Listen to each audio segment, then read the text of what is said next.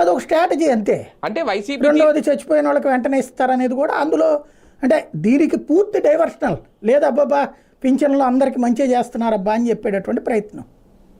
అంటే నిజంగా అలా ఇస్తే మంచిదే సార్. ఒక రకంగా మామూలుగా అయితే ఎవరైనా చనిపోతే మళ్ళీ ఆ పింఛన్ రాయాలంటే దాదాపు 6-7 నెలలు టైం పడుతుందట, వెంటనే రాదంట. కానీ ఇప్పుడు ఇమీడియట్ గా ఇస్తామనడం కూడా మంచిదే, ఒక రకంగా మంచిదే, తప్పేం లేదు వెంటనే కనిపిస్తే.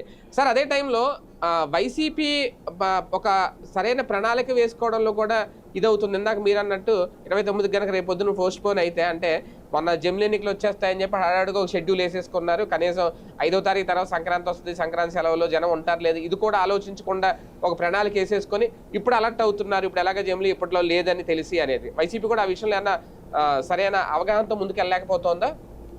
జమిలికి దానికి ఏం సంబంధం లేదు. జమిలి 2027-28లో పోనా వాళ్ళు అనుకున్న లెక్కన జరిగితే ఇప్పుడే యాజిటేషన్ చేసేస్తే జమిలికి ఏంటంటే ఒక విధాన నిర్ణయం తీసుకునేటటువంటి వాళ్ళు ఒక క్లారిటీతో ఉండాలి. అది కాస్త హిందువులు అయ్యి ఉంటే సరిపోయి ఉండేది, చెప్పుండేవాళ్ళు. ఆయన క్రిస్టియన్స్ ఏమో వాళ్ళు, ఆయన క్రిస్టియన్స్ అయినా కూడా ఈ టైంలో వద్దంటారు మామూలుగా.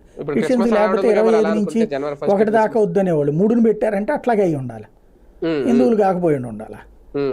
కొంచెం బుర్ర పెట్టిన వాళ్ళు అన్నా అయ్యి ఉండాలి. యాజిటేషన్ ప్లాన్ చేసిన వాళ్ళు బుర్ర ఎవరో సరిగ్గా వాడినట్లేరు. మామూలుగా సంక్రాంతి అయిపోయిన తర్వాత నన్ను అడిగితే